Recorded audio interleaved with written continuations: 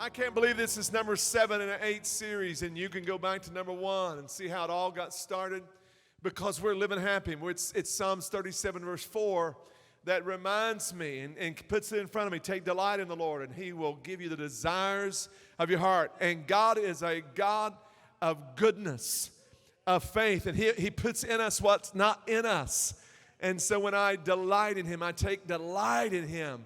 He gives me those desires. And I've been reading all the way through. I got through Psalms and Proverbs, and I've gotten through 1st, 2nd, 3rd John and Philippians, and I've gotten through all of 1st and 2nd Peter. And in Peter, this is what I'm finding everywhere. I'm compiling it. Gonna be another series. You better believe I am. I'm finding far more in depth. Live happy 2 is coming in another day and another time. Stay tuned. It's coming your way. But anyhow, I'm gathering verses all the way through. Enjoy, joy, happiness, happy, glad, all the verses and stuff. And here is a powerful verse in 1 Peter. He's a little bit like, hey, y'all ain't seen him. I seen him. Y'all ain't seen him. It's almost like he's doing a little bragging. You love him even though you've never seen him. And when you're reading a guy who's writing to you because, you know, he was there with Jesus. He saw him. Though you do not see him now, you trust him. We trust him. And all of our life is about coming back to trust, coming back, letting the Word of God inform us of our condition and our situation that we might come back to him. And he says this, and you rejoice with a little happy, just a little happy. You rejoice. You don't want to make nobody nervous around you, you know. And, you know, sometimes people don't like happy people. I found that out last 6 weeks. People, this just like irritates them. It's like the whole country's on some kind of wine. I'm talking about W-H-I-N-E, not the other. I'm talking about, it's just like, you know, what's in is sarcasm and negative. Man, you're happy to go, what are you on? What have you been smoking? What have you been doing? You know, when someone's like, this ain't fake. I'm not trying to make something up. I'm telling you, I'm seeing evidence of God everywhere I turn. Everywhere I'm looking, He's stirring me. He's encouraging me. He's helping me. And Peter says, I love it. Rejoice. I can relate to him. I mean, now Daniel, okay. But Peter, I can't talk too much, you know. Yeah, disappointing everybody around. Yeah, he says this, a glorious, inexpressible joy. Oh, I won't live happy till you have a glorious, inexpressible joy. Jesus gave us the direction. He told us happy is this, this, and this. First 4 are about what? They are about our relationship with God. The second 4 have to do with our relationship that is horizontal, vertical and horizontal. And so we come to a very powerful moment when he says, happy are what? The peacemakers, for they'll be called the children of God, the sons and daughters of God. Literal translation, the sons of God, but happy are the peacemakers, for they are the sons of you and I are a son and daughter of God. We are peacemakers. Got to understand how critical that word. He didn't say peace lovers. You ever seen TV on, you know, let's call a peace rally from a bunch of angry people who ain't happy. You think, well, what's the peace about this, you know? No, happy are the peaceable. Not the calm. Happy are the peacemakers. Happy are those who actively seek to resolve conflict, to do everything they can to make peace around them. In this world, there's not going to be perfect peace with everybody, but as a child and as a son and daughter of God, we can strive to do everything we can to be a peacemaker. My family, my staff, everybody around me that lives close to me, that are nearest me, know what a powerful this month has been for me as I press through a deep season of grief. I don't know that I've had any grief any deeper in that moment. And I found myself on June the 1st, I found myself just saying, now, Lord, this is a serious, I want to live this, inform my life. And I was fasting and seeking the Lord, and the Lord sent an angel to me with a 3-word message. I'm going to tell you about that in just a moment. It was an angel from God. I'm going to tell you, it was a supernatural visitation for me that just set the entire month. It reminded me all month long, and Jesus brought that sweet, wonderful peace. See, He gives us peace with God, and then He gives us peace every day of our life if we go to Him, okay? But when I'm talking about being a peacemaker, I'm going to tell you what I'm not talking about. I'm not talking about peace faking. Anybody know what I'm talking about there? Accommodating others at the expense of your own happiness and your own joy. I'm not talking about running from the problem. I'm not talking about pretending that it don't exist. Men, listen to me. Pastor, I'm your pastor. I want to help you today. When you say, are you okay? And she goes, I'm fine. Brother, no, she's not fine. That doesn't mean fine. Fine means freaked out, insecure, neurotic, and emotional. You are in trouble. She's not fine. Don't ever think that fine means fine, brother. Let's talk, okay? Don't ever. Well, no. You can't, it's not about avoiding it, postponing. We're not going to put it off. No, when you put it off and you postpone, it only gets bigger. So it's not peace making. It's not peacekeeping at any price. I saw my mother do this so much. Just give in. Let everybody have their way, she wanted peace so much. But the problem is you can get run over by people, because if you let them, they will. They'll make you a doormat. They'll very past. Listen, Jesus was not a person to run over. He did not. He stood his ground. And there are moments when you stand your ground, but you don't have to be the one that is absolutely trying to create conflict. You find yourself in conflict, but as much as lies within you, we're going to read a verse in a moment, because it tells us as much as possible we live at peace with all men. And so we don't always give in for the sake of peace. And it's not peace taking. There are people who come in and take the peace with everybody. They're going to rule, override, dominate, conquer everybody align them. Be happy. I'm happy. Absolutely. I was thinking about my dad worked so hard in those coal mines, and he come home and at 4 o'clock better be at the table, because he was ready to eat and he ain't waiting. And he wants to, look you over. You're okay. You're alive. You're okay. But you got to stay there. He going to eat his dinner. And there's a day I remember when he sits down, loves spaghetti, and he pulled his chair up. When he did, his belt buckle caught a hold of his plate and just folded that spaghetti into his lap. And I looked at my sister and my mother. Can I please laugh? I was waiting to see if I could laugh. And he looks up and he's got this big grin on his face so we could all laugh, because it was a moment that you don't know whether to laugh or not, because I wasn't going to let him take my peace. You know what I'm saying? But why should we be peacemakers? Why should we really? Why should we, in a world that seems to have gone crazy? I read something, I didn't put it in my notes, about how in one journal out of Moscow, of all places, out of like hundreds and hundreds of years, there's been like for every 25 years of peace, there's been 150 years of war.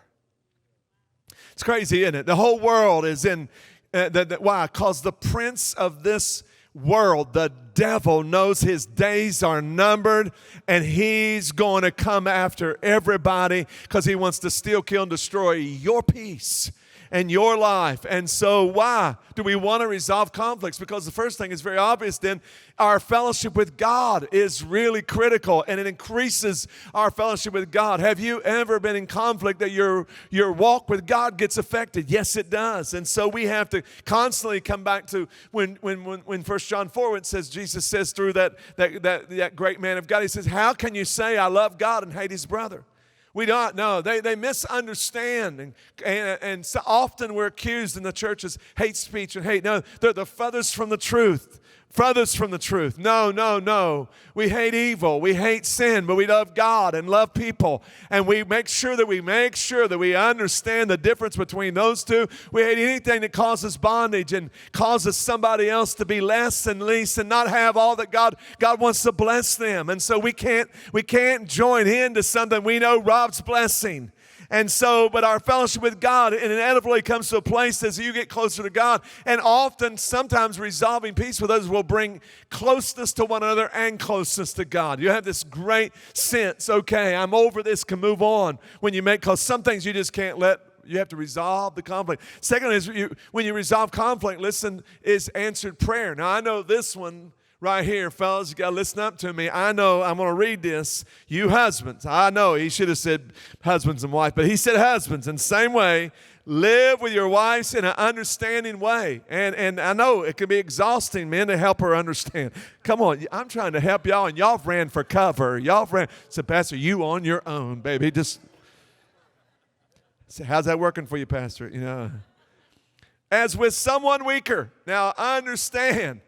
They're not weaker in importance They're not. In fact, I think the inference is weaker in frame of body, weaker in frame, because men and women, look here, since she's a woman, men and women, Bible's not confused on that. How did we get where we are, for God's sake? Listen, man, you ever see a woman have a baby, you'll realize you are very weak compared to the strength of a woman. Just saying.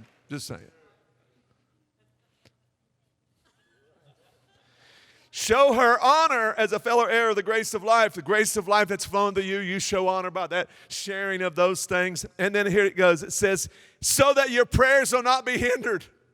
Whoa, you mean even the conflict there with your wife can hinder you. So resolving things, keeps the prayer life of your life, the confidence and the faith rising. And your third thing is very obvious, resolve conflict, is increasing my happiness. Oh, don't like it when I'm in conflict. I want to get it move. I've learned that as quick as possible, you deal when it's possible. Job says you're only hurting yourself with your anger. So you got to make sure that the anger is energy that drives you to resolve, not creates more. Resentment, can just really monopolize all of your life, your attention, your resources, and everything else. And sometimes I know, I want you to understand, I know that it's not possible with everybody on the planet. I know that. I'm gonna hit that too. But when possible. And I know that sometimes they could care less. They're having a great time, and they're not upset. But with that, it's just that the Lord wants us to be His children, and there are moments that He'll use situations. So let's learn how to be a peacemaker in our home, in our work, in our relationships with our friends, and everything else. I grew up in the '70s where I was always attuned. It was when President Carter was calling the peace accords and the peace talks, and Anwar Sadat and Prime Minister Begin and Egypt and Israel. And I remember all those different, it was always intriguing to me. And so I want to give you the peace plan. It's basically using peace as a memory hook so that you don't forget this. Don't forget this. Where does it all start? Well, it starts with P, pray. E is you got to have that connection. You got to have enough emotional intelligence to know. You got to think and feel that they're thinking and feel empathize. And then you got to have to address. What do you address? What do you collaborate on? And what do you emphasize? Okay, let's do this real quickly now. Praying for peacemaking. Matthew 5:24, he says, if you remember your brother. In other words, Matthew 5 says worship and prayer starts with the vertical and the horizontal. While you're praying, something comes back to your mind. I've seen God do this. I'll be praying, and the Lord will remind me of a situation where I have to get up from there. Remember your brother, something against you. You go at once and make peace. Now here's the scripture. You've offended someone. But it also says if you're the offended. Doesn't Matthew 5 also and Mark 11 and other places? So we don't have a way out on this. Either way, worship is affected by that. And so we have to say, Lord, help us to take initiative. What I've found, the stronger always is the one who initiates peace, because it's up to your, listen to me. Pray and start asking the Lord what to do. What's the plan going to look like? Whether it's going to write a letter, is it going to be make a call, is it going to schedule a face? If it's possible. I keep saying that because I understand if you pray, it's about timing. You can't force it. You got to pray and ask God for His timing, His moment. We got into a situation in our families, inside our family with our extended family. And we missed a holiday over a conflict and things, and we're coming up on another one. And I don't know, sometimes you're just in a ceasefire. Some people think they have peace with God, and they're in a ceasefire. Man, that's good. Let me write that down. One moment here. Got to write that down. And no, sometimes we do the same thing with family and stuff.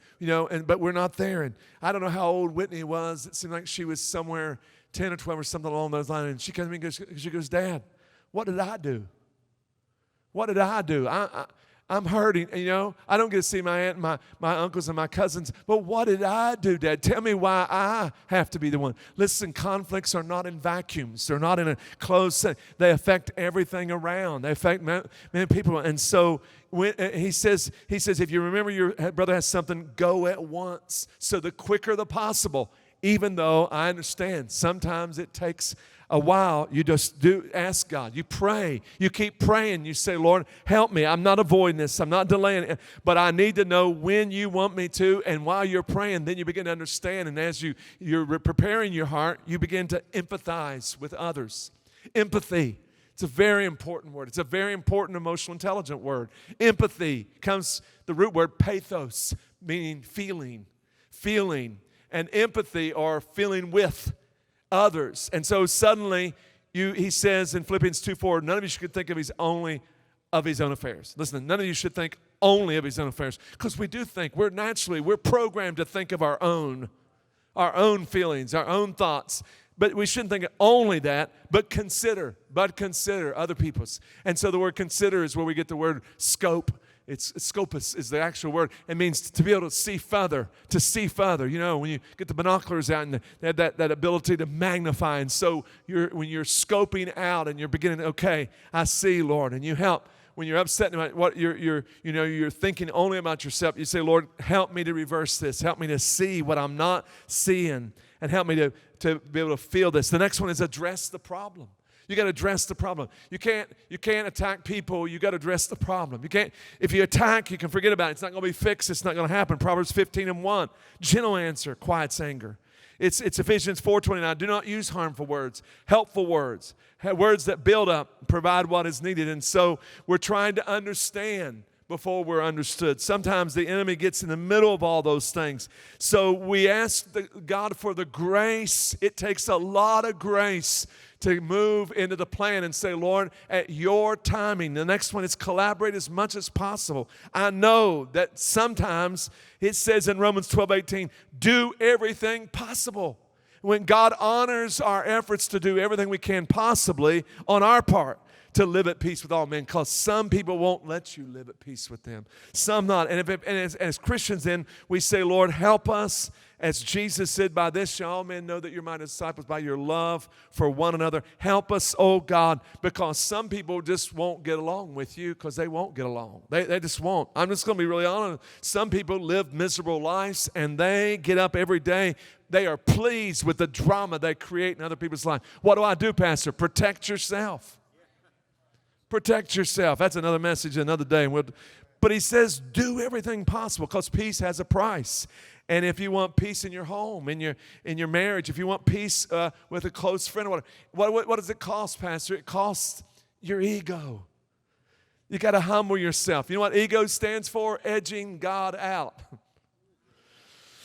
Okay, I'm getting to the best part of this message. I promise you, there's a good news on the other side of this. What happens? The cost, that cost right there is the price for peace. And oftentimes, and so there are moments, not always are you on the other side, but I found myself that when I'm able to humble myself, and I think you've heard me share about I was building a house and it went double, cost more, and the construction loan I didn't realize ended up with. I think it was about $3,000 at the end, and so it was in the middle of all of that chaos. My mother had a heart attack and stuff. A couple years later, the Holy Spirit spoke to me and said, I need you to go to that man and take that money to him and tell him you're sorry. And I'm going to tell you, that he never sent me a bill, never did anything to it, because the construction loan got rolled over, and actually he was due $3,000 more. And I want you to know, going to him set me free and him free too. It's two powerful words that you say when you say, I'm sorry. 3 is I was wrong. The 4 most powerful words, I'm sorry, I was wrong. That's 5, isn't it? I'm sorry. Yeah, 5. But the 6 is I'm sorry, I was wrong a lot. Come on, Jesus, help us. But let me help every marriage and everyone. And this, because we've believed a lie. If the devil wrote a Bible, he would write things like this. Love means never having to say, I'm sorry. Are you kidding me? It's like when I do premarital. I have a chair for me. I have a chair for them, because they don't need 2 chairs. They're getting ready to get married. And I went ahead, it's a waste to put another chair. And they're there. And I say, okay, have you had a really good fight? And they go, we're in love. We don't fight. Pastor, I've never met anybody in the whole universe who understands me. 3 years later, I have to have separate rooms.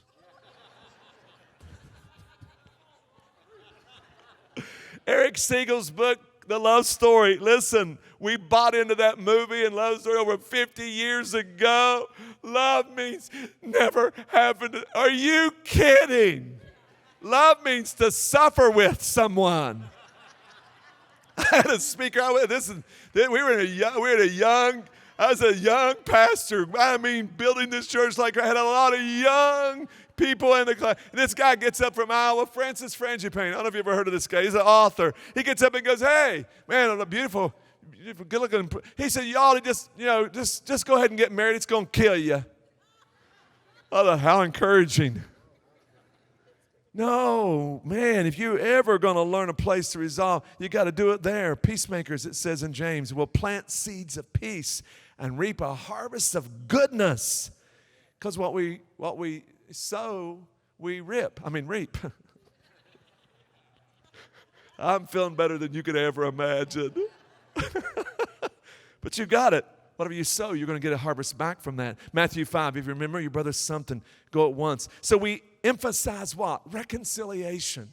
We're emphasizing, we're not trying to have resolution. I want to resolve this matter. I want to be right and you're wrong. No, you're not going to build a relationship that way. Because reconciliation focuses on the relationship. Resolution focuses on who wins, the problem and the issue.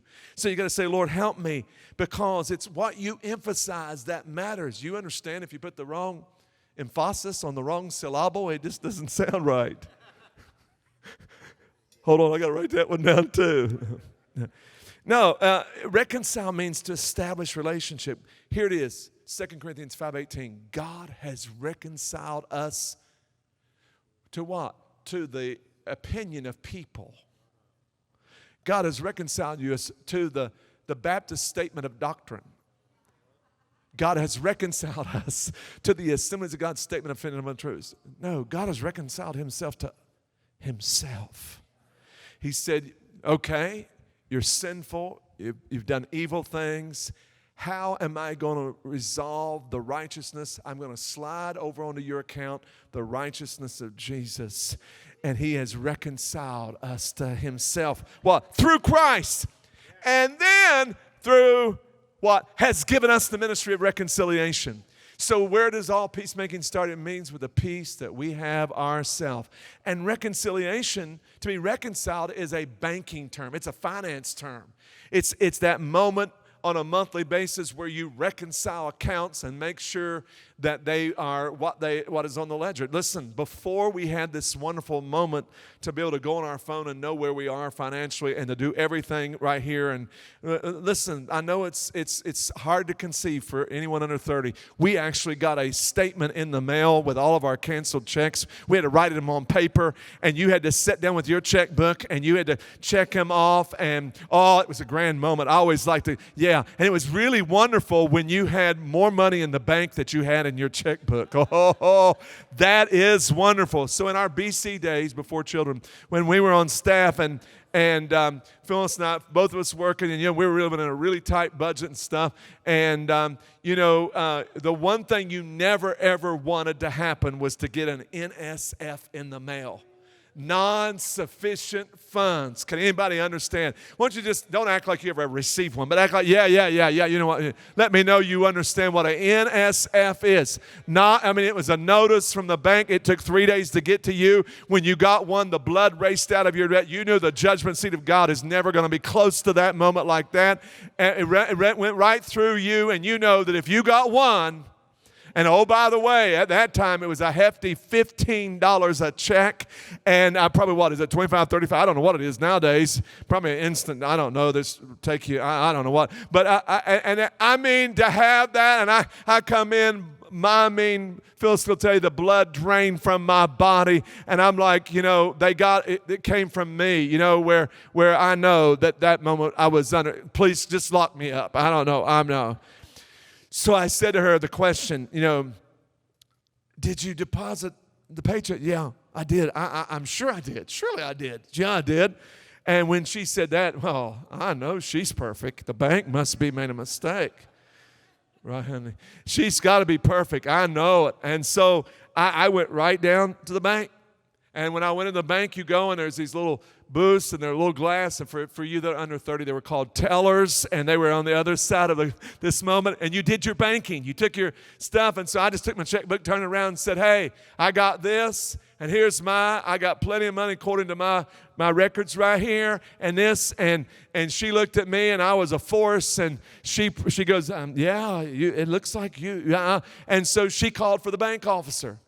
Now, for those under 30, that was the man that was sitting in the corner office right there. He's waiting on you to come in and to give your life away on the loans on your cars and your houses and everything else, and to resolve yourself with difficult people like me. She calls him over, and for the Citizens National Bank, I see this like it was just in a matter of minutes ago. And he comes over, how can I help you? I said, well, I got this NSF, and here's this, and I'm just convinced we put our checks in this with the bank. And he goes,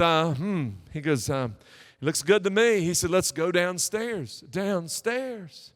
I didn't even know the bank had a downstairs. I thought, man, I'm being led into the Holy of Holies. I mean, I'm in the soft underbelly of the banking system who gets to go downstairs? But people like me who know what they're doing. And I go downstairs, and there's a woman, it's called the proofing room, where they proof everything every month. And so I said, hey, I got this and this. And she said, well, let's pull everything up. And she pulled it all there. And she checked, and said, well, it's this deposit. I said, ma'am, that deposit was made. My wife made that deposit. And she goes, well, okay. She said, I'm telling you what, I'm going to correct all this. We'll put the money back in there. And she goes, we've made a mistake, and we apologize for that. And I said, thank you. And I went home.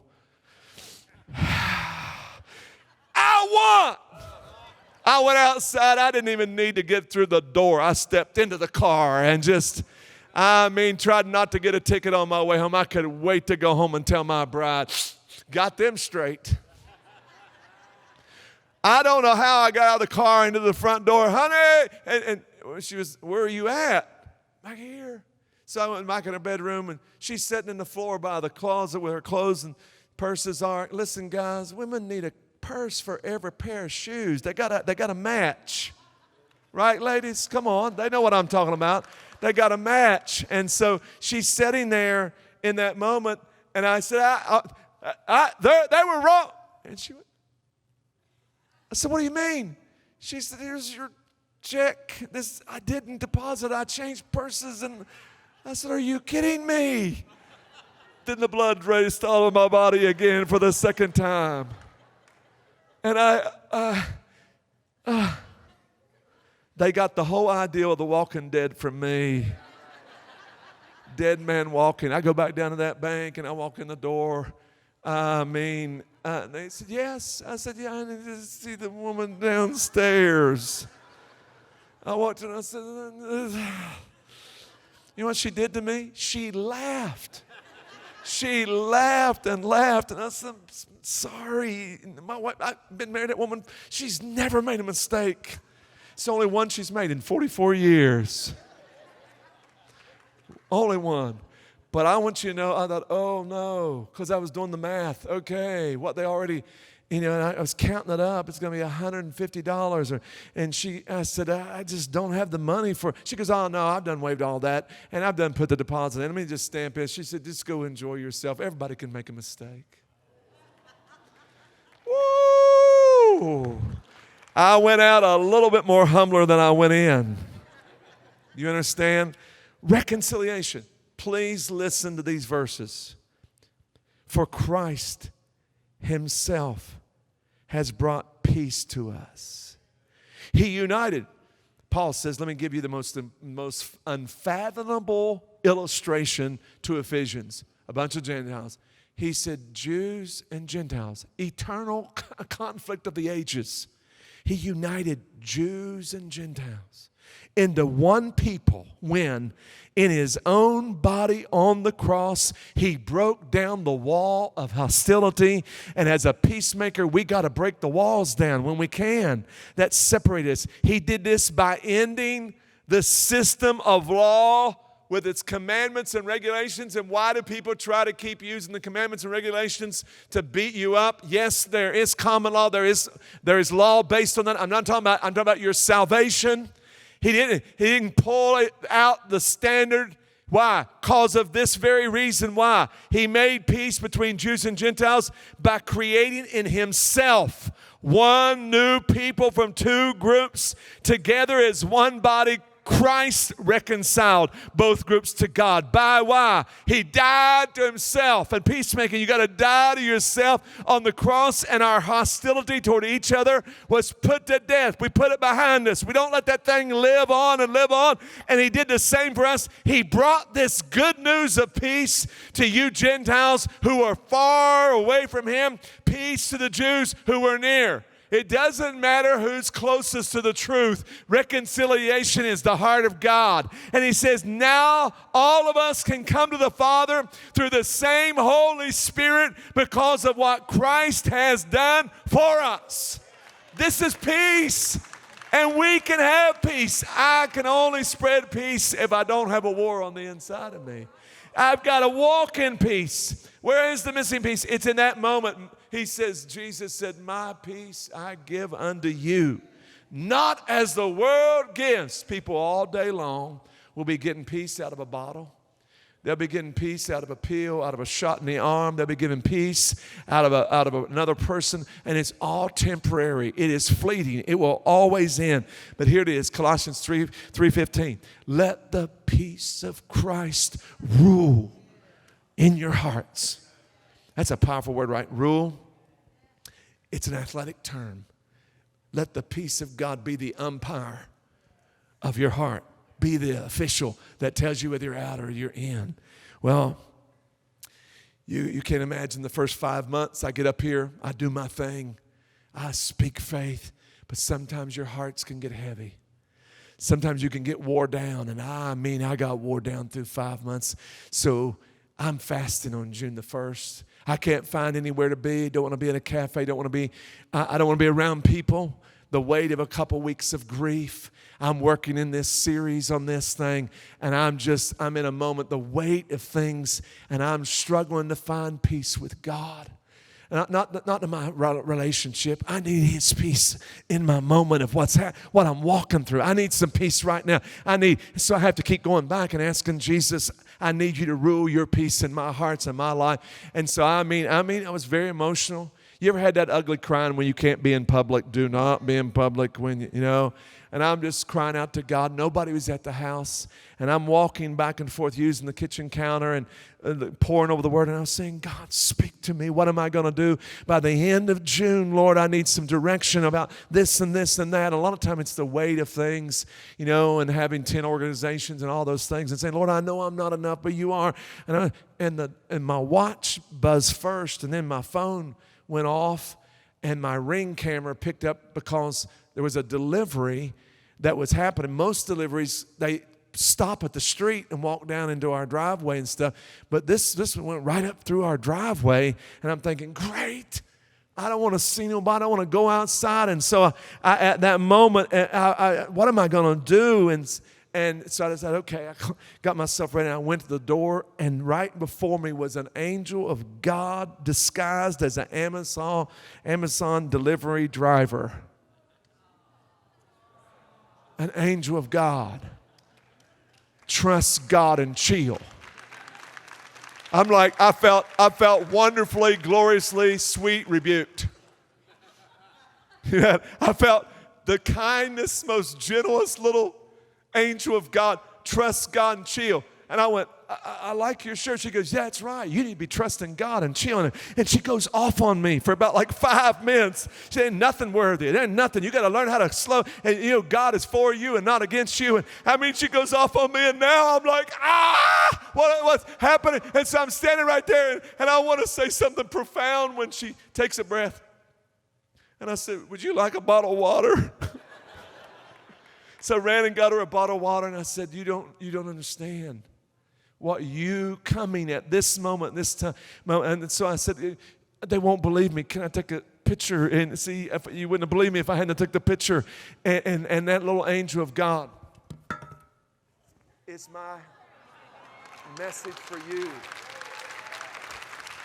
This summer, folks, God has sent us a message. Trust God and chill. The place it's got to start is with peace. Stand with me this 1 minute afternoon. I'm doing good. Peace. I don't know about you, but we have to keep running to Jesus for peace. There are moments when it's not about reading, it's not about praying, it's just simply trust God and chill. You've done everything you can do. And so there comes a moment. Now, the way I started the month and the way I ended the month was amazing of the faithfulness of God as He did beyond. It's another message in that story, what He would do, that He would bring me through. You see, I had to trust God and chill.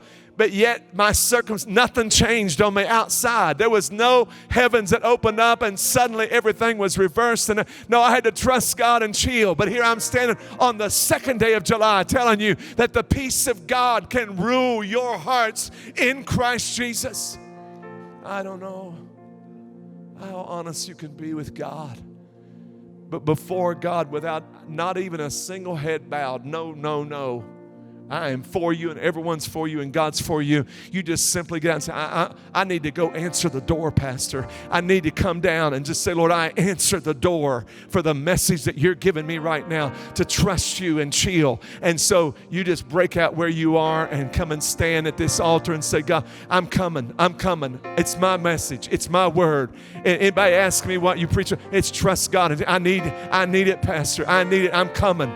Nothing going to hold me back. I need a peace that's greater. It's not about weakness. No. It's about really acknowledging strength and saying, Lord, I need peace. I need some peace of mind, peace of heart. I need some peace. Oh, don't miss this moment. Come out balcony wherever you are. Say, Lord, I need peace. I move towards you. Come on, it'll cost you a little ego, but that's okay. I know you're in the safest place you'll ever be to say, oh God, I answer the door and I hear your words spoken unto me that I must trust you and chill. I need to to have a peace that causes me not to panic, a peace that causes me not to think I got to do something else, a peace that says to me, just stand your ground, keep your confidence, keep your trust in Him, keep your faith in Him, and watch and see what He's gonna do. Watch and see what God is gonna do in your life and those around you. The fruits of this moment. Oh, it was an angel of God who gave me His message when I cried out fasting, saying, trust God and chill. And so I have fasted for you.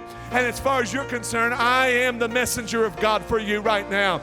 As far as you're concerned, as far as this moment is in your life, I am God's messenger to grab a hold of you by the arms and say, look you in the eye and say, hey, stop all of that. Stop. Trust God and chill and give Him an opportunity. Hey.